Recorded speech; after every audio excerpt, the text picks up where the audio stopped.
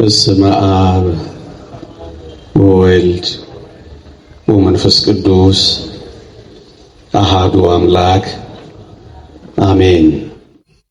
ትጠቅማለህ በሚል ርዕስ እንማራለን። ከእግዚአብሔር ጋር ሆኖ በእግዚአብሔር እጅ ላይ አርፎ የእግዚአብሔር ክንዶች ደግፈውት እግዚአብሔርን ተስፋ አድርጎ በእግዚአብሔር መንገድ ተራምዶ ራሱን ለእግዚአብሔር ሰጥቶ የማይጠቅም ፍጥረት የለም። ብዙ ጊዜ ብዙዎች በብዙ መሰነካክሎች፣ በብዙ መንቻካ ፈተናዎች፣ በብዙ ውጣ ወረዶች መጨረሻ ላይ የምንደርሰው እኔ የማልጠቅም ስለሆነ ነው፣ እኔ ምንኛ የማረባ ሰው ነኝ ብለን ከዚያም ወደ ሌሎች ጥፋቶች ነው የምንሄደው። ለዚህ ነው እግዚአብሔር የነካው የእግዚአብሔር እጆች ያረፉበት የእግዚአብሔርን ተስፋ የቀመሰ የእግዚአብሔርን መንገድ የተረዳ በእግዚአብሔር አሰራር ውስጥ ራሱን ለእግዚአብሔር አሳልፎ የሰጠ ማንም ይሁን ማን ይጠቅማል፣ እንጠቅማለን። እሱን ማሳሰብ ነው የዚህ ስብከት ሐሳብ። የተወደዳችሁ ክርስቲያኖች እንደው ከመጀመሪያው ካነሰው እዚህ ግባ ከማይባለው ብዙዎቻችን ምን ይጠቅማል ብለን ከምናሳንሰው በእግሮቻችን ከረገጥነው በእጆቻችን ከምንጨብጠው ከአፈር እንኳን እንነሳ። የተወደዳችሁ ክርስቲያኖች በጣም ደካማ፣ በጣም መናኛ፣ በጣም እዚህ ግባ የማይባለው በጣም ደካማው ይሄ አፈር እኔና እናንተን የመሰለ ውብ ፍጥረት ያስገኛል ብላችሁ አስባችሁ ነበር? የተወደዳችሁ ክርስቲያኖች እግዚአብሔር እጆች ውስጥ ያረፈው አፈር ምንኛ ውብ ሆኖ እንደተፈጸመ ተመልከቱት። የማይጠቅም የማይረባ የነበረው ይሄ አፈር ውብ የሆነ ፍጥረት ነበር የሆነው። ይሄ ምንን የሚያሳየን ይመስላችኋል? የቱንም ያክል ደካሞች፣ የቱንም ያክል መናኛዎች፣ የቱንም ያክል ያነስን፣ የተጣልን፣ የተረገጥን፣ ደግሞም የተረሳን እንኳን ብንሆን እግዚአብሔር እጅ ላይ እስካረፍን ድረስ እንዴት ውብ ፍጥረት ሊሆን እንደሚችል ያሳይ። የተወደዳችሁ ክርስቲያኖች ለዚህ ነው እግዚአብሔር ጋር ኖሮ የማይጠቅም ነገር የለም ለማለት የምንደፍረው። እስኪ አስቡት፣ ከዚህ አፈር ነው ብርቱ አጥንት የተገኘው ወገኖቼ። ይሄ ምንድን ነው የሚያሳየን? በየትኛውም ድካም ውስጥ እንኳን ብንሆን፣ በየትኛውም መቆም የማንችልበት ልፍስፍስነት ውስጥ እንኳን ብንሆን፣ በየትኛውም አቅመ ቢስነት ውስጥ እንኳን ብንኖር እግዚአብሔር ደካማ ከሆነው አፈር ብርቱ የሆነ አጥንት ማስገኘት የሚችል አምላክ ነው። እስኪ አስቡት፣ እውነት አጥንት የተገኘው አሁን ከአፈር ነው ቢሏችሁ ታምኑ ነበር? እንደሱ ነው የሆነው ወገኖቼ። ዛሬ መቆም ያቃተን፣ ዛሬ መበርታት ያቃተን፣ ዛሬ በድካም የምንጠራ፣ ዛሬ ለፍስፍሶችና አቅመ ቢሶች የሆን እንኳን ብንሆን በእግዚአብሔር እጆች ላይ ከተሰራ እግዚአብሔር እንዲሰራን ከፈቀደ እግዚአብሔርን የሕይወታችን ቀዳሚ ካደረግን እግዚአብሔር ሰሪያችን ከሆነ እኛም ጭቃ ነን አንተም ሰሪያችን ነህ እንዳለ ነብዩ እግዚአብሔር እንዲሰራ ከፈቀድን እመኖኝ የቱን የሚያክል እንደ አፈር ደካማ እንሆን እግዚአብሔር ከአፈር ደካማ ውስጥ ከሚበተነው ነገር ውስጥ ከሚረገጠውና ከሚልፈሰፈሰው ነገር ውስጥ እግዚአብሔር ብርቱ ነገር ያወጣል። ለዚህ ነው እግዚአብሔርን ጋር ሆኖ የማይጠቅም የለም ያለው ወገኖቼ። በምድራችን ላይ በጣም የተናቁ ነገሮች እንደውም ይቅርታ አድርጎልኝ ለስድብ እንኳን ስንነጋገር አፈር አይደለም እንባባለው። ለስድብና ለማላገጫ እንኳን ይሆን ነው በእንደዚህ አይነት አጠራር እንኳን ልንጠራ ምንችል እንኳን ብንሆን እግዚአብሔር በዚህ በማያምር ነገር ውስጥ ውብ ነገር እንደሚሰራ እናውቃለን። በሚበተነው ነገር ውስጥ የሚሰበሰብ ነገር እግዚአብሔር ይሰራል። በማይቆመው ነገር ውስጥ እግዚአብሔር የሚቆም ነገር ይፈጥራል። ወገኖቼ እኔና እናንተ ውስጥ ያለው እግዚአብሔር የሰራው ሊቃውንት እንደሚናገሩት ከ6 ፋብሪካ በላይ ነው እኔና እናንተ ውስጥ እግዚአብሔር ስራ ይሰራው። ዓለም ቢኮርጀው የማያልቅበት ጥልቀትና ምጥቀት ያለው ሕይወት ነው እኛ ሰውነት ውስጥ የተፈጠረው።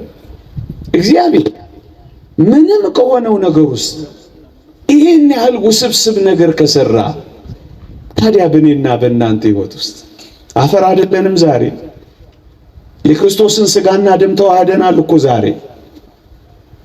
የተጣልን እኮ አይደለንም ዛሬ። የተነሳንና የነቃን እኮ ነን ዛሬ። ታዲያ እንደዛ በነበርንበት ሕይወት ውስጥ ካለመኖርና ምንም ከነበርንበት ሕይወት ውስጥ እንደዚህ ምን ጠቅም ካደረገን እዚህ ከደረስን በኋላ የማንጠቅም እንሆናለን ብላችሁ ታስባላችሁ? ወገኖቼ ለምን እንደዚህ ደካማ እንሆን? ለምን እንደ አፈር የተናቀንና የተጠላን ለምን አንሆን? ለምን አስታዋሽ የሚያጣን ሁሉ የሚረግጠን ሁሉ የሚበትነን ለምን አንሆንም? እግዚአብሔር እጆች ውስጥ ካረፍን እመኑኝ የማይጠቅም ፍጥረት የለም። እንደው ከትንሹ ነገር እኮ ልነሳ ብዬ ነው ወገኖቼ።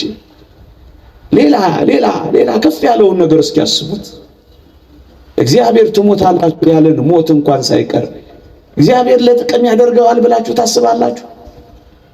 ደግሞ አለው ሞትን ትሞታለህ ብሎ የፈረደበት ያ ሞት ለሰው ልጆች ጥቅም ይሆናል ብላችሁ አስባችሁ ታውቁ ነበር? ወገኖቼ እግዚአብሔር ፍቅር፣ እግዚአብሔር መሐሪ፣ እግዚአብሔር ሰውን ወዳጅ ስለሆነ ትሞታላችሁ ያለንን ሞት እንኳን ሳይቀር ለጥቅማችን አድርጎ የቀየረው አምላክ። አብዛኛው ሰው እንደሚያውቀው ሞትን መሪር ብሎ ነው የሚተረጉመው። ግን ይሄንን ሞት ነው እግዚአብሔር ለጥቅማችን እንኳን አድርጎ የቀየረው ወገኖቼ። እግዚአብሔር ተናግሮት እግዚአብሔር ብሎት የማይጠቅም እንደው ክፉ ነገር እንኳን ቢሆን እግዚአብሔር ሰውን አፍቃሪ እግዚአብሔርን ሰውን ወዳጅ ስለሆነ በጣም መራራ ነገሮችን እንኳን ሳይቀር ጣፋጭ አድርጎ ቀየረ ነው እናውቃለን። እሱም ሞትን እንኳን ሳይቀር። የተወደዳችሁ ክርስቲያኖች አንዲት የሸክላ ሰሪ ገሏ ቢሰነጠቅ ጊዜ ወይም ገላዋ ቢሸረፍባት አብኩታ አፍርሳ አብኩታ ለውሳ የምትሰራው ምርጥ ዕቃ አድርጋ ነው ወገኖቼ። ይሄንን በእኔና በእናንተ ላይ የተፈረደውን ሞት እንኳን ሳይቀር እኔና እናንተን ምርጥ ዕቃ አድርጎ ይሰራበት ዘንድ መንገድ ያደርገዋል ብላችሁ አስባችሁ ታውቁ ነበር? ለዚህ ነው የእግዚአብሔር ቃል በውርደት እንዘራለን፣ በክብር እንነሳለን። በመበስበስ እንዘራለን፣ ባለመበስበስ እንነሳለን። በድካም እንዘራለን፣ በኃይል እንነሳለን አለ። የክብር ዕቃ አድርጎ ይቀይረናል አለ። ወገኖቼ በመፍረስ በኩል አለመፍረስ አይገርማችሁም?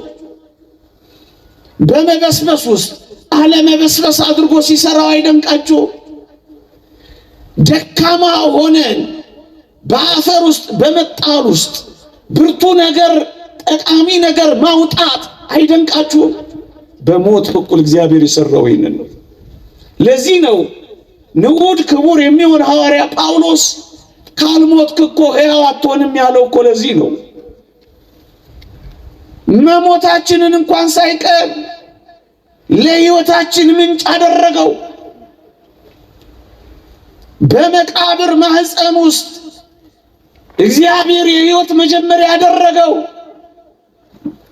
ስንሞት ሕይወትን እንድንጀምር ጸጋ አድርጎ ቀየረው። ቅዱስ ባስልዮስ ዘቂሳርያ እንደተናገረው እግዚአብሔር ኃጢአትን ለማገድ ለመከልከል የሰጠው ስጦታ ቢኖር ሞት ነው ይላል።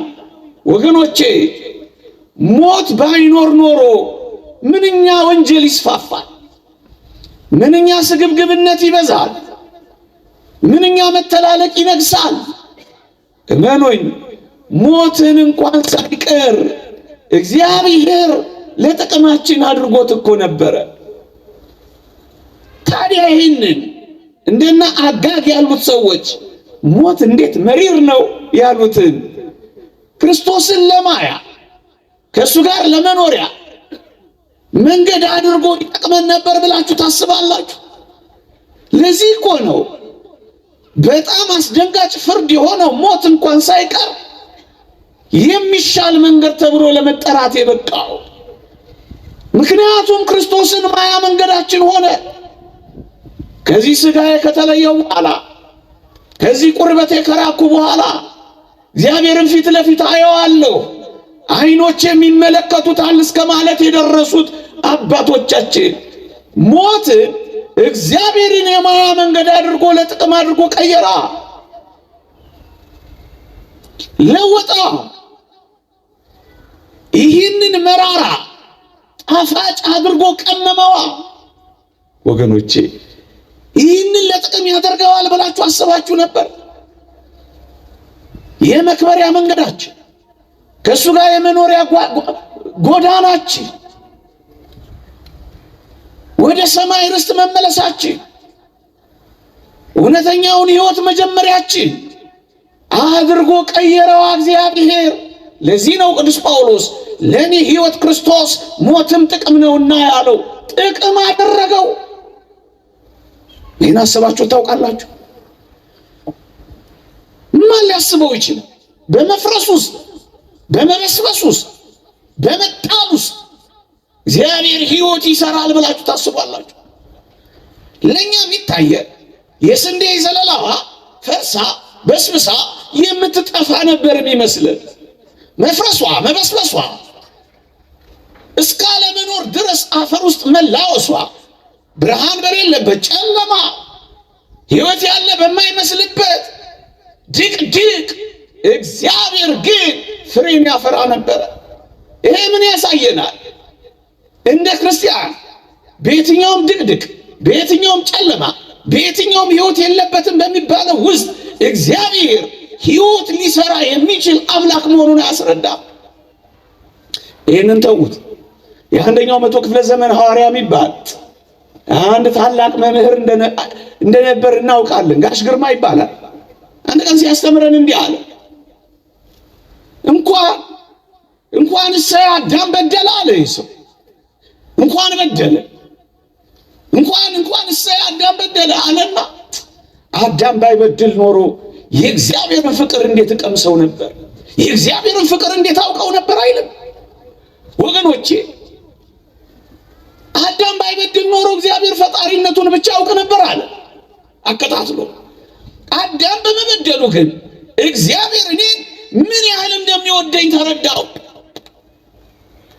በመፍጠሩ ፈጣሪነቱን ሳይ አዳም በደለና የእግዚአብሔርን ፍቅር አሳየኝ ብሎ ይደነቃል። እንኳን እሰይ በደለ። በመበደሉ ምክንያት እግዚአብሔር ፍቅር መሆኑን ተረዳው። ኃያልነቱን ብቻ ሳይሆን ፍቅር መሆኑን አወቅኩኝ። ምን ያህል እንደሚወደኝ እስከ ምን ድረስ እንደሚያፈቅረኝ ተረዳሁኝ አለ። ወገኖቼ ምናልባት እንግዲህ በዚህ ታላቅ መምህር ሐሳብ እንሂድና ይሄንን የአዳም መበደል እንኳን የእግዚአብሔርን እኔና እናንተን የፍለጋ ዳናዎቹንና ኮቴዎቹን ለመስማት እድል ያገኘን አይመስላችሁ? እግዚአብሔር ምን ያህል አፍቃሪ፣ እግዚአብሔር ምን ያህል ሰውን ወዳጅ፣ እግዚአብሔር ምን ያህል ሰውን ፈላጊ እንደሆነ እንዴት ለጥቅም አድርጎ እንደቀየረው አያችሁ። እንደፈለጋችሁ አትቁሩ አለና የኔና የእናንተን ሰውነት በዘባነ ኪሩብ አስቀመጠውና ጎርጎርዮስ ዘኑሲስ ደግሞ እንደተናገረው እኔና እናንተ ስንደርስበት ብቻ ወደምናውቀው አሁን ቃላት የማይገልጡት አሁን ስሜት የማይገልጠው አሁን ቅኔ የማይበቃው አሁን ስብከት የማይችለው ስንደርስበት ብቻ የምናውቀው ሕይወት አዘጋጀልን ይላል። የተዘጋጀልን ጥንት ከተፈጠርንበት ክብር በላይ የሆነ ክብር አዘጋጀልን። አሁን ወደዛ ክብር ብቻ አይደለም የምንገባው፣ ወደማናውቀው ክብርም ጭምር ነው የምንደርሰው ወገኖቼ። ታዲያ ይሄ ከምን መነጨ? ቅድም መምህሩ ያለው ነው። እሰይ እንኳን አዳም በደለ፣ ይሄን በመበደሉ አለ የልብ ስፋት የፍቅሩ ጥልቀት እኮ ነው ኢየሱስ ክርስቶስን አገኘ ነው። በላ ጠጣ ከኛ ጋር፣ አማኑኤል ከኛ ጋር ሰው ሆነ፣ በዓይኖቻችን ተገለጠ፣ በእጆቻችን ዳሰስ ነው፣ አብሮን መኖር ጀመረ። እግዚአብሔር ምን ያህል ቅርባችን እንደሆነ አየነው። ልዕልናውን ብቻ አይደለም ትሕትናውን ተረዳ ነው። ጉልበቱን ብቻ አይደለም ፍቅሩንም ተደነቅን። ታዲያ ይህንን ለጥቅም አድርጎ እግዚአብሔር ሲቀይረው አያችሁ፣ እንዴት ይደንቃል! እናንተ የተወደዳችሁ ክርስቲያኖች እንዴ በጣም የማይጠቅሙ የነበሩ ሰዎች፣ በጣም ጠላት የነበሩትን ሰዎች፣ በጣም አሳዳጅ የነበሩትን ሰዎች፣ በጣም ደረጃ አንድ አጥፊዎች የነበሩትን ሰዎች እግዚአብሔር በጣም ጠቃሚዎች አድርጎ እንደቀየረ አልሰማችሁም? በሞቴ አሁን ሳውልን የሚያክል ጳውሎስን የሚያክል ሰው አንድ ቀን ቤተ ክርስቲያንን ይጠቅማል ብላችሁ አስባችሁ ነበር? ከዋሉበት አላሳድር ካደሩበት አላስውል ያለ እንዲህ ያለ ምርጥ አሳዳጅ ምርጥ ተሳዳጅ ሆኖ ይጨርሳል ብላችሁ አስባችሁ ነበር? እንዴ ደብዳቤ ጽፎ ክርስቲያኖችን የሚያስወግር እንዲህ ያለው ሰው ወጋሪ ተወጋሪ ይሆናል ብላችሁ ጠርጥራችሁ ነበር? አዎ በየትኛውም ደረጃ እግዚአብሔር ጋር የደረሰ ሳይቀየር የቀረ ማን ነው ወገኖቼ? እንዲህ ያለው ሰው ነው በመጨረሻ ላይ ከልዋሪቆን እስከ ደማስቆ የሚንከራተት አብሪ ኮከብ የሆነው። እንዲህ ያለው ሰው ነው በመጨረሻዎቹ ቀናት ለመሳዋት ቀርብ ያለው እስኪል ድረስ ተሳዳጅ የሆነው። የተወደዳችሁ ክርስቲያኖች እንዴ አብሮት የሚማር ሰው ቅዱስ እስጢፋኖስ አንድ ባች የነበሩ ሲወገር ልብስ ያዥ የነበረ ሰው መጨረሻ ላይ ነፍሱን ያስይዛል ለክርስቶስ ብሎ የጠረጠረ ሰው ነበር። ይህ ምን ያሳያል? በየትኛውም ደረጃ ወንበዴዎች፣ አጥፊዎች፣ አሳዳጆች፣ ጠላቶች፣ ቀማኞች እንኳን ብንሆን እግዚአብሔር እኛ ጠቃሚ አድርጎ ይቀይራል የሚችልበት ጊዜ አለው፣ ቀን አለው፣ ዘመን አለው፣ መንገድ አለው። እግዚአብሔር እንዴ ትንሿን ሰናፍጭ እንደውም ሊቃውንት ከሰናፍጭ ጋር ያነጻጽሩታል። ሐዋርያ ጳውሎስ ሰናፍጭ እኮ እዚህ ግቢ የማትባል ቅንጣት ናት፣ በዓይን እንኳን ለመታየት የምትረቅ ናት። ሰናፍጭ ሲተክሏት ግን ትልቅ ዛፍ ትሆንና ብዙዎችን ታሳርፍና ለብዙዎች መጠለያ ትሆናለች። ጳውሎስ እንደሱ ነው ይላሉ። በእውነት በአቴና የነበረውን ያን ዲዮናስዮስን የሚያክል ፈላስፋ ያስጠለለ እኮ እንደ ሰናፍጭ ያለው ማንም የማይጠረጥረው እኮ ሰው ነው ጳውሎስ። ቤተ ክርስቲያን እሱን ለመቀበል ተጠራጥራ ነበር ይላል አንድ ሊቅ። እንዴ እንደ ጳውሎስ የጠረጠረ እንኳን ብንሆን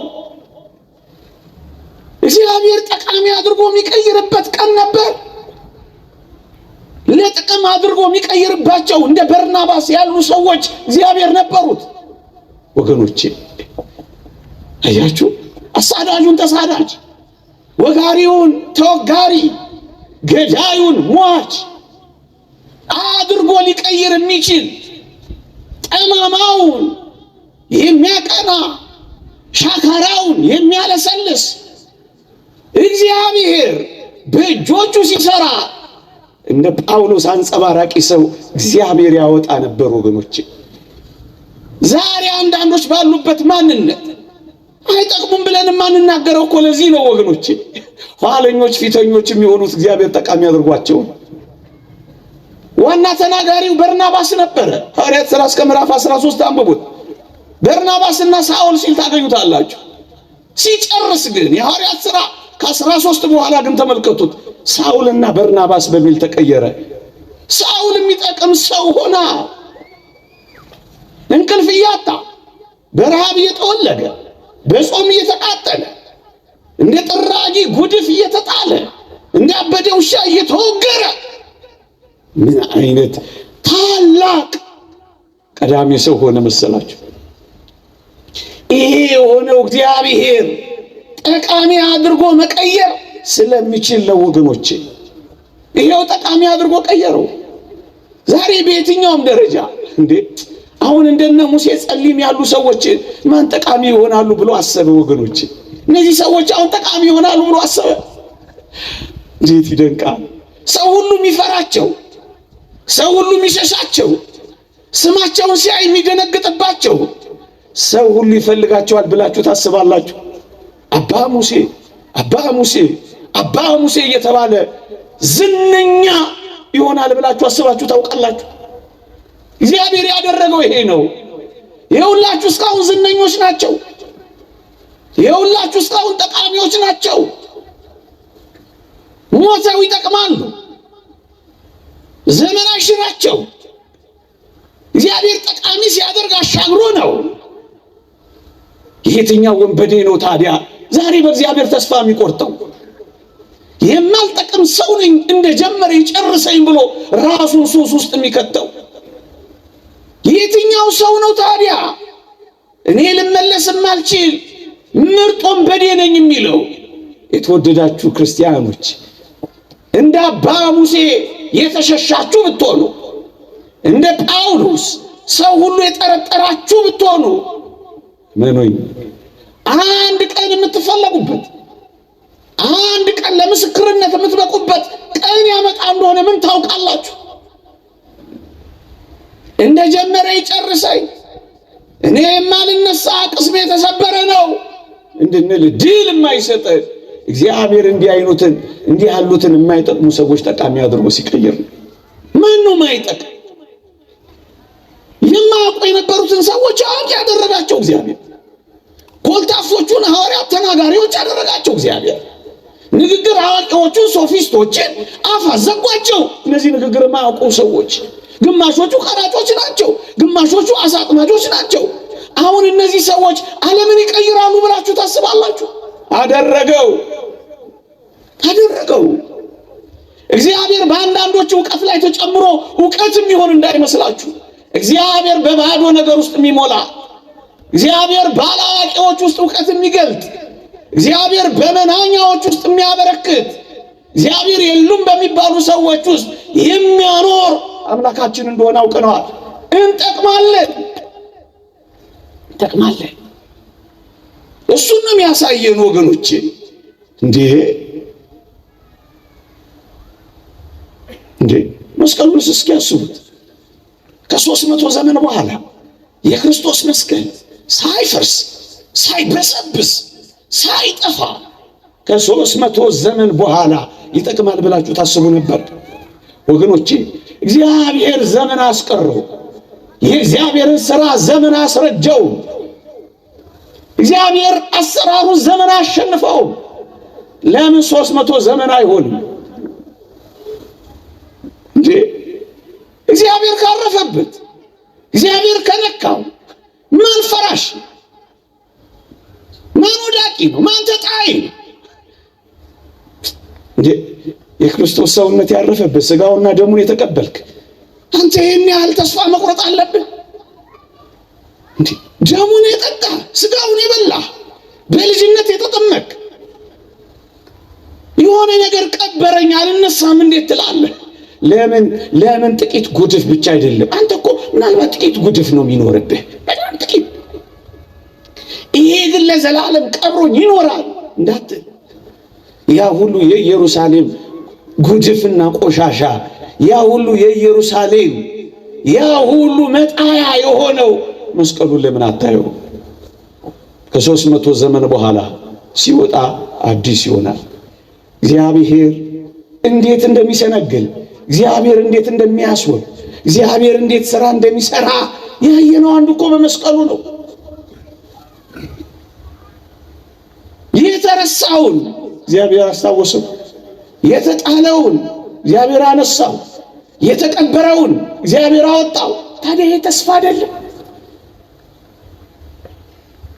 እንዴት እኛንማ ሥጋውን የበላን ደሙን የጠጣን በልጅነት የከበር አብረነው ጥቂት ለመኖር ምን ሞክር እኛንማ ተቀብረን እንዴት ይተወናል?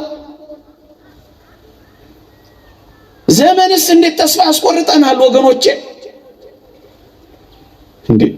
በዓለም ሁሉ የተዋረደው የሆነውን ይሄን መስቀል ዓለም ሁሉ እንዲያከብረው የሚያደርግበት ቀን ይመጣል። ይኸው አከበረው ዓለም፣ ይኸው አደነቀው ዓለም። እነሱ የሚያውቁት በውርደት ነበር፣ ዓለም ግን በክብር አሁን አወቀው። ዛሬ የተዋረደ ማንነት፣ ዛሬ ዝቅ ያለ ስብዕና፣ ዛሬ እዚህ ግባ የሚባል አኗኗር ልንኖር እንችላለን። ግን እግዚአብሔር እንዲያርፍብን ከፈቀድን እመኑኝ ተቀብረን አንቀርም፣ እንወጣለን። ጠፍተን አንቀርም፣ እንገኛለን። ተረስተን አንቀርም፣ እንታውሳለን። ተዋርደን አንቀርም፣ እንከብራለን። ሞተን አንቀርም፣ ሕይወት እናገኛለን። ወጥተን አንቀርም፣ እንገባለን። አንክሰን አንቀርም፣ ደግሞ ጸንተን እንቆማለን። አዝነን አንቀርም፣ ደግሞ እንደሰታለን። ነፍርቀን አንቀርም፣ ደግሞ እንስቃለን። እግዚአብሔር ያደረገው ይሄንን ነው። እግዚአብሔር ያደረገው ይሄንን ነው። ዘመን ረዘመ እንኳን ብንል የ300 ዘመናት አሁን ከዚህ በላይ ሊረዝም ይችል ይሆን ወገኖቼ? እውነት እንደው እስኪ ተመልከቱት። አሁን ሙት ከሆነው ከሳራ ማህፀን ይስሐቅን የመሰለ ጣፋጭ ይገኛል ብላችሁ ታስባላችሁ? ማህፀኗ እኮ ሞቷል። ለዚህ እኮ ነው በወንጌል ከነዚህ ድንጋዮች ልጆች ላስነሳ ይችላል ተብሎ የተጻፈው እኮ ለዚህ ነው። ድንጋይ የሚለውን ሲተረጉሙ ሊቃውንት የሐናን ማህፀን ያመጣሉ። በቃ አብቅቷል፣ ድንጋይ ሆኗል። እግዚአብሔር ግን ከዚህ ድንጋይ ውስጥ ሰው አለው። እግዚአብሔርን ገና አልቀመስ ነው ይሆን? እግዚአብሔርን ገና አላወቅ ነው ይሆን? እግዚአብሔርን ገና አላጣጣም ነው ይሆን? እግዚአብሔር በድንጋይ ውስጥ የሚፈልቅ ምንጭ ብቻ አይደለም፣ እግዚአብሔር ሰው አለው። ባበቃ ነገር ውስጥ እግዚአብሔር ሕይወት አለው። እሱን ያየን እግዚአብሔር በሞተ ነገር ውስጥ ድምፅ አለው። እሱ እኮ ነው ያደረገው። እግዚአብሔር በማህፀን ውስጥ ያለውንም በምድር ያለውንም በሰማይ ያለውንም እግዚአብሔር ጠቃሚ ያደርገዋል። የማይጠቅም ምንም ነገር እግዚአብሔር እዚህ ምድር እንኳን ተውት፣ እኔና እናንተ እዚህ ምድር ውስጥ ፈጥሮት የማይጠቅም ነገር አለ? ምንድን ነው የማይጠቅም? እንኳን እኔና እናንተ ጥቃቅን ፍጥረቶች እንኳን ሳይቀር ለጥቅማችን የተፈጠሩም አልነበር? ማን ነው አልጠቅምም ብሎ ደፍሮ ሊናገር የሚችል? ዘመን የረዘመበት ማን ነው? ቀን አለፈብኝ የሚል ማን ነው? ቀን ስላለፈብኝ አልጠቅምም ካለ እሱ በዓለማችን ያለ መድኃኒት ብቻ ነው ኤክስፓየርድ ያደረገው። ይሄ እግዚአብሔር ኤክስፓየርድ ሲያደርግ ምን አይታችሁ ነው በቃልኝ የምንለው? ለዚህ ነው እግዚአብሔር ጋር ያለ ሁል ጊዜ ጣፋጭ እግዚአብሔር ከመራራ ውስጥ የጣፈጠ ነገር ካወጣ ምን እግዚአብሔር ጋር ሆኖ ማንም አይጣፍጣል? ማንም አይጣፍጣል? ማን ያደረ እንደ ወይን የማይወደዳል? እግዚአብሔር ጋር ነው። ለጥቅም አድርጎ ይቀይረዋል። የቱንም ለጥቅም አድርጎ ይቀይረዋል። የተወደዳችሁ ክርስቲያኖች እንደ ዮሴፍ ተረስተንም እስር ቤትም ይሁን እንደ መስቀሉ ተቀብረንም ይሁን እንደ ጳውሎስ ተጠርጥረንም ይሁን አንድ ቀን ግን እግዚአብሔር ሲጎበኘን መጥቀማችን ግን አይቀሬ የትም ይሁን መጥቀማችን ግን አይቀሬ ነው። የተወደዳችሁ ክርስቲያኖች በረሃ ለበረሃ ሲሰደድና ሲንከራተት የነበረው ያ ዳዊት አንድ ቀን ይጠቅማል ተብሎ ይታሰብ ነበር። አቤሴሎምን ሳኦልን ያሳደደው በምድረ በዳ የተንከራተተው አንድ ቀን ወደ ዙፋኑ ይመለሳል ብሎ የሚያስብ ነበር። በእነዚያ ብርቱ የሳኦል ክንዶች በእነዛ እልፍ ጦሮች ውስጥ አልፎ ያ ዳዊት በእውነት የሚጠቅም ሰው ይሆናል ብሎ የሚያስብ ነበር? ማንም። ወገኖቼ እንኳን ዳዊትን እናመላለሱን ተዉት። እነዛ ዳዊት የተሸሸገባቸው ምድረ በዳዎች ጠቃሚ ሆኖ ነበር ብሎ የሚያስብ አለ? ብዙዎቹን የዳዊትን መዝሙራት ተመልከቷቸው። ዳዊት የዘመራቸው በቤተ መንግሥት ውስጥ አልነበረም። ዳዊት የዘመረው በምድረ በዳዎች ነበር። በኤዶምያስ ምድረ በዳ የዳዊት መዝሙር ሲል ታገኙታላችሁ። በይሁዳ ምድረ በዳ የዳዊት መዝሙር ሲል ታገኙታላችሁ። በቤተ መንግሥት ከዘመረው በላይ እግዚአብሔርን በፍለጋ በምድረ በዳ የዘመረው ይበልጣል። ወገኖቼ ይህ ዓለም በዚህ ዘመን እንደ ምድረ በዳ የሆነብን ብዙዎች አለን። የሚጠጣ ያጣ እንደ ምድረ በዳ የሆነብን አለን። የሚበላ ያጣ እንደ ምድረ በዳ የሆነብን አለን። ማረፊያ ያጣን እንደ ምድረ በዳ የሆነብን አለን። መሰማሪያ ያጣን እንደ ምድረ በዳ የሚሆንብን ያጣን አለን። በእውነት መሸሸጊያ ዋሻ፣ መጠለያ፣ ፍርክታ፣ ማረፊያ ያጣች ነፍስ ትኖራለች። ግን መኖይ እነዛ ምድረ በዳዎች እንደ ዳዊት ላለ እግዚአብሔርን ለምትፈልግ ነፍስ እንደ ቅድስተ ቅዱሳን የማመስገኛ የቅኔ ማህሌት መሆን ትችላለች። የቅኔ ማህሌት አደረጋት።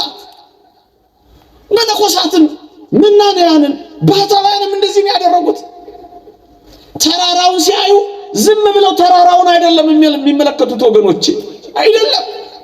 በእነዚያ ተራራዎች ውስጥ የእግዚአብሔርን የማሳረፊያ ረጅም እጆች ነው የሚያዩት፣ ተራራውን አይደለም። ምድረ በዳውን ሲያዩ እግዚአብሔርን ነው የሚያዩት። ወዳጄ መከራን ስታዩ እግዚአብሔርን ይኸው፣ መንገላታትን ስታዩ እግዚአብሔርን ይኸው። በእነዛ ሁሉ ጠላቶች ተከቦ ዳዊት በዝማሬን የቀጠለው አሁን እነዛን ምድረ በዳዎች የመዝሙር ቦታዎች አድርጎ ለጥቅም መቀየር ይችላል። አዎ ይችላል። መከራ ማመስገኛው መሆን ይችላል። ማዘንበልህ ቀና ማያ መሆን ይችላል። የበዛብህ የአጋንንት ውጊያና ጦር መዋጋ፣ መጠንከሪያ፣ መበርቻ መሆን ይችላል። ለጥቅም አድርገህ ማዋል ትችላለህ። እንደ ዳዊት በእውነት እንዴት ይደንቃል! እኔ በጣም ይደንቀኝ። ምናልባት ከመጥቀም አርፍዳችሁ የሆናችሁ እዚህ ውስጥ ልትኖሩ ትችላላችሁ። ያለፉትን ዘመናት ሳልጠቅምን የቆየሁት ራሴን አልጠቀምኩ፣ ቤተሰቤን አልጠቀምኩ፣ ቤተ ክርስቲያኔን አልጠቀምኩ፣ አገሬን አልጠቀምኩ፣ ወገኔን አልጠቀምኩ። አሁን ከእንግዲህ በኋላ እኔ እጠቅማለሁ። የብዙ ሰዎች ሐሳብና ጥያቄ ይሆናል።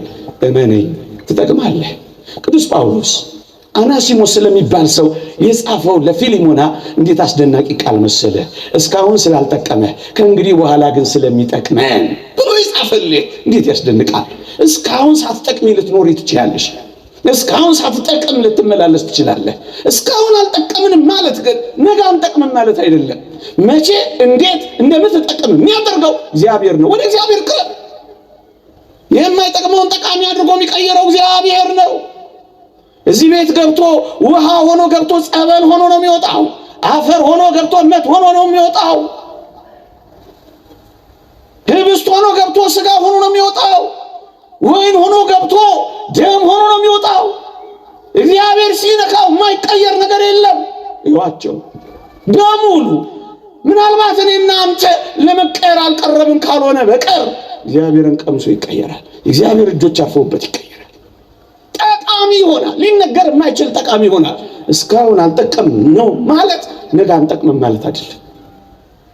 በወህኒ ቤት ምንኖር እጅግ መራራ በሆኑ ሱሶች ውስጥ የምንኖር እጅግ ደስ በማያሰኙ ልምምዶች ውስጥ ያለን አሁን ከዚህ ውስጥ እኔ ወጥቼ ጠቃሚ መሆን እችላለሁ? ትችላለህ። ይኸው ትችላለህ። እግዚአብሔር ይችላል። እሱን ነው የምናምነው። ለአንተ የሚያቀት ነገር የለም ተብሎ አልተጻፈም። አንተ ታቅተዋለህ። አፈር ካላቃተው እንዴ፣ ሰማይ ካላቃተው፣ ሞት ካላቃተው፣ ኃጢአት ካላቃተው፣ በሽታ ካላቃተው፣ ሲኦል ካላቃተው አንተ ምን ሆነ ነው እኔ ለእግዚአብሔር አቀተዋለሁ የምትለው? እንዴ እግዚአብሔር የሲኦል መክፈቻ ቁልፎች ካለው ያንተን ልብ ለመክፈት እግዚአብሔር ያቅተዋል። በተዘጋ ግድግዳ የገባ አንተ ትንሽ ባዘነበልከው ሰው ልብ ውስጥ ክርስቶስ አይገባም። እኔ ትውት ስለሆነ ስለሚለማመጥህ እንጂ ሰብሮ ሊገባ ይችል ነበር። እሱ ፍቅር ነው፣ በማስገደድ አይደለም፣ በጉልበት አይደለም፣ በፍቅር ነው። ማንም አይጠቅማል። እስካሁን አልጠቀምን ይሆናል፣ እመኑኝ፣ ነገ ግን እንጠቅማል። ይልቅ ለመጥቀም እንዘጋጅ። በአንድ ጊዜ ላንጠቅም እንችላለን። እንደ አናሲሞስ ቀስ እያልን ግን እንጠቅማለን፣ ቀስ እያልን እንጣፍጣለን። በአንድ ጊዜ ማካልክ ትዕቢት ነው። ለምን ትዕቢተኛ ትሆናለህ? በአንድ ጊዜ የበቃ አይተሃል። በአንድ ጊዜ መጠቅ አይተሃል። በአንድ ጊዜ ጸደቅ አይተሃል። የለም፣ ቀስ በቀስ። ቅዱስ ማርቆስን ተመልከቱት። በስብከት ወንጌል አገልግሎት ቅዱስ ጳውሎስ ከቅዱስ ጴጥሮስ ጋር በሐሳብ እስኪለያዩ ድረስ እናቴ ናፈቀችኝ ብሎ ጥሏቸው ሄዶ ነበር። አንድ ሊቅ ሲናገር ቅዱስ ጳውሎስ ቅዱስ ማርቆስን ያነሳው ይላል በሮሜ መልእክት መጨረሻው ላይ፣ ማርቆስም ደግሞ የተወደደ ወንድማችን ማርቆስ ሰላምታ ያቀርብላችኋል ይላል። ማርቆስን ከ17 ዓመት በኋላ ነው ጳውሎስ ስሙን ያነሳው ይላል። ከ17 ዓመት በኋላ ልጠቅም ትችላለህ። ከ27 ዓመት በኋላ ልጠቅም ትችላለህ። ከ37 ዓመት በኋላ ልጠቅም ትችላለህ። ከ107 ዓመት በኋላ ልጠቅም ትችላለህ። አንተ ቀን ምን አስቆጠረህ? ቀስ በቀስ ብቻ ደግ፣ ቀስ በቀስ ቀስ በቀስ ቀስ በቀስ። ዛሬ ትንሽ ጥቀም፣ ነገ ትንሽ የጠቀምክ ትሄዳለህ። የተወደዳችሁ ክርስቲያኖች ወገኖቼ፣ በእግዚአብሔር ዘንድ ለምን በባከነ ሰዓት አይሆንም? እንጠቅማለን። ለምን ባለቀ ሰዓት አይሆንም? እጅግ ጠቃሚዎች እንሆናለን ወገኖቼ፣ እጅግ ጠቃሚዎች እንሆናለን። በባከነ ሰዓትም ቢሆን ማን ምሳሌ ያለን ካላችሁ እንደ ቅድስት እሌኒ ያለ በባከነ ሰዓት የጠቀመ ሰው ያለ ይመስላችኋል? እቺን ቅድስት እናት ታውቋታላችሁ። ሕይወቷ የሚጀምረው በመገፋት ነው። ጨዋ ናት፣ ስንዱ ናት፣ ታማኝ ናት ለቤተሰቦቿ። ግን ያውም በቤተሰቡ ራስ በባሏ የተከዳች ናት። በባሏ ስራሽ ያውጣሽ ተብላ የተወረወረች ናት። በባሏ አትጠቅሚም ተብላ ባህር ውስጥ ምን አለ ምድር ላይ እንኳን ቢያረጋት ትንሽ የመኖር እድል ይሰጣት ባህር ውስጥ የተዘፈቀች ናት። ይህችን ሴት ከባህር ወጥታ ቆስጠንጢኖስን የመሰለ ልጅ ወልዳ መስቀሉን አውጥታ ትጨርሳለች፣ ትጠቅማለች ብሎ ያሰበ ሰው አለ? ይህች ሴት በ80 ዓመቷ ነው ያረፈችው። መስቀሉን ያገኘችው በ79 ዓመቷ ነው። አበቃ። በባከነም ሰዓት ልጠቅም ከቻልክ አሁን ታግሰህ ኑር። እንዲህ ካልሆነ እወጣለሁ፣ ማን ይጎዳል? እንዲህ ካልሆነ ማን ያቆማለሁ? አንተ ትቆማለህ። እግዚአብሔርና እግዚአብሔር ሥራ ይቀጥላል። ብናምነው ታመናል፣ ባናምነው የታመነ ሆኖ ይቀጥላል። በ79 ዓመቷ በጣም የምትጠቅም ሴት ሆና በቃች። ወዳጄ የባከነ ሰዓት በሕይወታችን የለም። ለምን 3 ሰዓት አይሆንም? እንደ መስቀል ላይ ለምን 3 ሰዓት? ለምን 1 ደቂቃ አትሆንም? እግዚአብሔርን ብዙ ሰዎች የታረቁት በብዙ ጸሎት መሰለ። እኔን በደለኛውንና ኃጢአተኛውን ማረኝ እያሉ ሰማይን ቀና ብለው ላለማየት ምድርን አቀርቅረው የተመለከቱት በአንዲት አረፍተ ነገር ታርቀዋል። አበቃ። ቀኑ ከረፈደ የሚመጡትንም በመጀመሪያ የሚመጡትንም እግዚአብሔር የሚቀበል አምላክ ባለቀ ሰዓት። የተወደዳችሁ ክርስቲያኖች፣ ይህቺ ሴት የቀድሞ የመገፋት ሕይወቷ አላበለሻትም። ቤተሰብ የገፋልን እንኖር እንችላለን። ያመነው የካደን ልንኖር እንችላለን። ያመነው ስለ ካደን ራሳችንን ክደን ምናልባት ግሮሰሪ ውስጥ እየተጠረግን ያለን ወንዶች ወይም ሴቶች ተስፋ የቆረጥን እንኳን ብንሆን እችን ሴት ልናስባት አይገባም። ጠቃሚ እንሆናለን። ለምን እዛ እንከርማለን? ለምን እኛ ደግሞ ሌሎች ያበላሹን አንሶ እኛ ደግሞ ለመበላሸት ራሳችንን አሳልፈን እንሰጣለን? እንጠቅማለን። እኔ ስታመን ምን ነው እግዚአብሔር ጉድ አደረገኝ እያለች ከእግዚአብሔር ጋር ትግል የገጠመች አይምሰልህ። ብዙ ሰዎች እንዲህ አይነት ትግል ገጥመናል። በጣም ይደንቃል። እግዚአብሔር እኮ በእውነት ክርክር ምን ገጥመው እሰጥ አገባ ምን ገባው እንካ መንካ ምንለው አምላክ እኮ አይደለም እግዚአብሔር።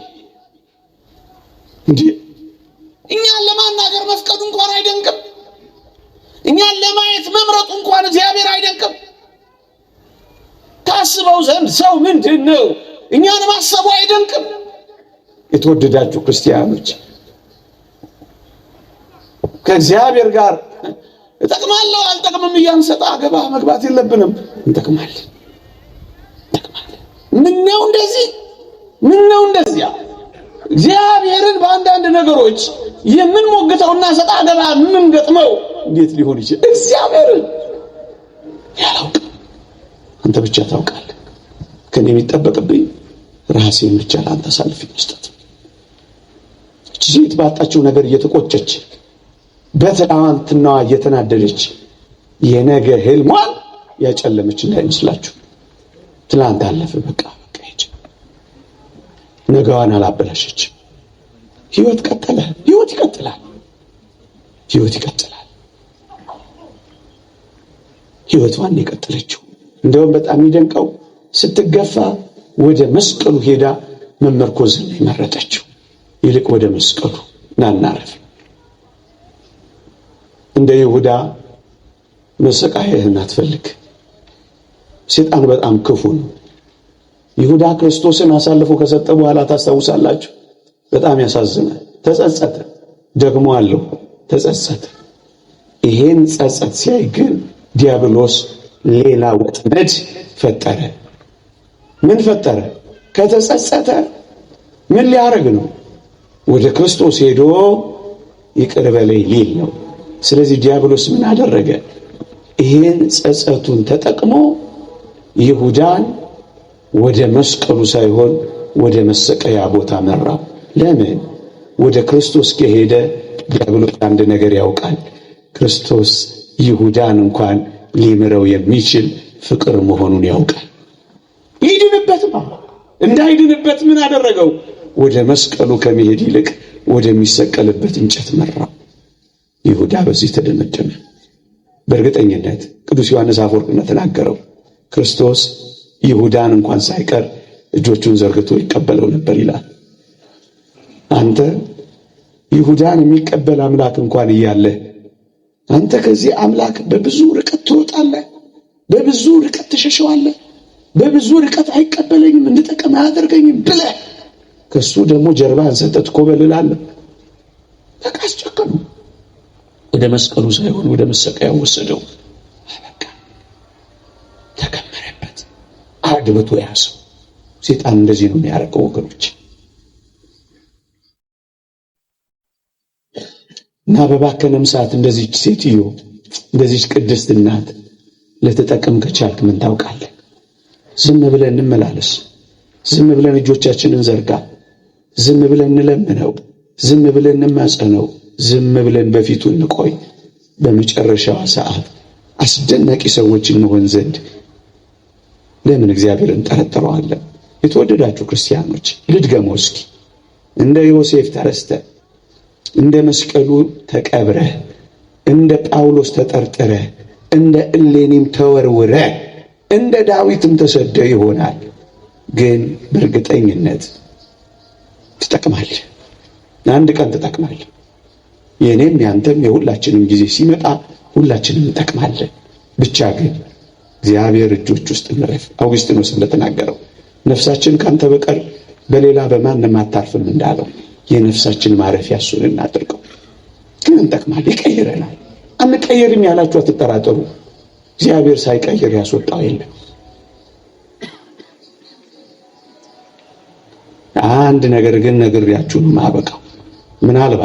ምናልባት በዚህ ምድር ላይ ማንጠቅም ሰዎች እንኳን ሆነን ብናጠናቀቅ እመኑኝ የምንጠቅምበት ቀንና የምንጠቅምበት ቦታ ግን አለ። ለዚህ ምርጥ ምሳሌ የሚሆነኝ አልዓዛርን እግዚአብሔር ያሳያችሁ፣ ልዑል ያመልክታችሁ። ጠቃሚ ይሆናል ብላችሁ አስባችሁ ታውቁ ነበር? እኔ በጣም ነው የሚደንቀኝ፣ ሁሌ ሳነሳው የሚመስጠኝ። ድሃ ነው፣ በድህነት ላይ በቁስል የተመታ ነው። በቁስል መመታት ላይ አስታማሚ ያጣ ነው። አስታማሚ በማጣት ላይ ውሾች ቁስሉን እየላሱት እስኪንከባከቡት የደረሰ ነው። ውሾችን የሚያባብርበት አቅም እስኪያጣው ድረስ እንኳንም በውሾች ደስ የሚሰኝ ነው። ቢለምን የሚሰጠው የለም። ባለጸጋውን ብቻ ነው የሚያየው። በኦሪት ነው የኖረው። ተስፋ ትንሣኤ አልተሰበከ። ታዲያ ይሄ ሁሉ ሰው እስከ መጨረሻ በዚህ ኑሮ የኖረው አንድ ቀን ይጠቅማል ብላችሁ አስባችሁ ታውቁ ነበር? አዎ፣ አልዓዛር የሚጠቅምበት ጊዜና አድራሻ ነበረው። እሱም በሰማይ ነው። ደግሞ አለው የተወደዳችሁ ክርስቲያኖች፣ ክርስቲያን የሆነው በዚህ ዓለም ደልቶን፣ በዚህ ዓለም ተመችቶን፣ በዚህ ዓለም ፈንጥዘን፣ በዚህ ዓለም ተዝናንተን ለመኖር አይደለም። እንዳታስቡት ከሆነ እሰየው፣ ግን አይደለም። ለዚህ ነው ቅዱስ ጳውሎስ በዚህች ሕይወት ብቻ ክርስቶስን ተስፋ ካደረግን ምንኛ ምስኪኖች ነን ያለው። ለዚህ ነው በዚህች ሕይወት ብቻ እንዴት ክርስቶስን ተስፋ የምናደርገው? የአንዳንዶች ሊሆን ይችላል፣ የኔና ያንተ ደግሞ ላይሆን ይችላል። እንደ አልዓዛር በምድር ላይ የማንጠቅም ሆነን ብናጠናቀቅም እንደ ቅድስት እሌኒ በባከነ ሰዓት የምንጠቅም እንኳን ባንሆንም ግን በሰማይ መጥቀማችን ይጀምራል። ታዲያ ከዚህ በላይ የክርስቲያኖች ተስፋና ሕይወት አለ? አዎ፣ በሰማይ ድሃ አይደለም የምንሆነው፣ ባለጸጋ ነው የምንሆነው። በሰማይ በበሽታ የተመታ በቁስል የተጠቃ አይደለም፣ መታመም ነው የሚጠፋው። በሰማይ አስታማሚ አይደለም የሚያጣው። የተወደዳችሁ ክርስቲያኖች፣ በውሾች የተከበበው ሰው በመላእክት አጀብ ነው የገባው። በምድር ላይ እንደ ማዕበል በምትናወስ እንደ ባህር ላይ ኑሮ የኖረው ወደ አስደናቂ የእረፍት ወጀቡ መልህቁን የተከለው አልዓዛር እንዴ በመላእክት እቅፍ ነው የገባው። ባለጸጎችን ብቻ አይደለም፣ እጅግ አስደናቂውን አምላኩን ጭምር ነው ያየው። ታዲያስ በጣም የሚጠቅምበት ጊዜ ይመጣል መሰላችሁ? ታገሱ ክርስቲያኖች፣ አትቸኩሉ ክርስቲያኖች። የኔና የእናንተ ምርጥ ጊዜ በሰማይ ሊጀምር ይችላል። አልዓዛር በዛ በሰማይ አሁን ቪአይፒ ወይ ቪቪአይፒን በለው እንደሱ መኖር ነው የጀመረው። ተፈላጊ ሰው፣ ምርጥ ሰው፣ ዝነኛ ሰው ነው የሆነው። አሁን ዝነኛ ላንሆን እንችላለን። ምን አገባ? አሁን ሪኮግኒሽን የሌለን፣ እውቅና የሚሰጠን የሌለን፣ የሚያጨበጭብ የሌለን፣ የሚያየን የሌለን ልንሆን እንችላለን። በመጨረሻው ዓለም ግን ሁሉም አይ ወደኛ ይመጣል። አንድ ቀን ያላየው ባለጸጋው ነው እንኳን ከሩቅ አየው ይላል አብርሃም።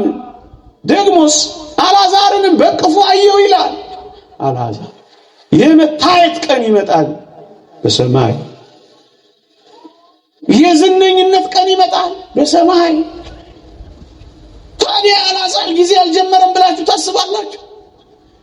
አልዓዛር በጣም ጠቃሚ መሆኑን የምትረዱት አልዓዛርን ስደድልኝ ማለት ተጀመረ። ተፈላጊ ትሆናል፣ በባትሪ የምትፈልግ ትሆናል። ያ ቁስል ያከከበት እጅህ እንኳን ሳይቀር የጣቱን ጫፍ አስነክቶ ምላሴን ያበርድልኝ ዘንድ እባክህን ላክልኝ። ባለጸጋ የሚፈልግ ድሃ ልትሆን ትችላለህ። ብዙ ያለው ሰው ምንም የሌለህን የሚፈልግ አንተ ውስጥ ብዙ ሀብት አለ፣ አንተ ከፍ ብለሃል። ታዲያ ይሄ አልዓዛር ጊዜ አይደል? ከቅርብ ያላዩ ከሩቅ የሚያዩበት ጊዜ ይመጣል። ስምን ጠርተው ማያውቁት ስምን የሚጠሩበት የሚደጋግሙበት ቀን ይመጣል። እንጠቅምበት ቀን ይመጣል። በሰማይ ተስፋችን በሰማይ እንጠቅማለን። ይቆየን።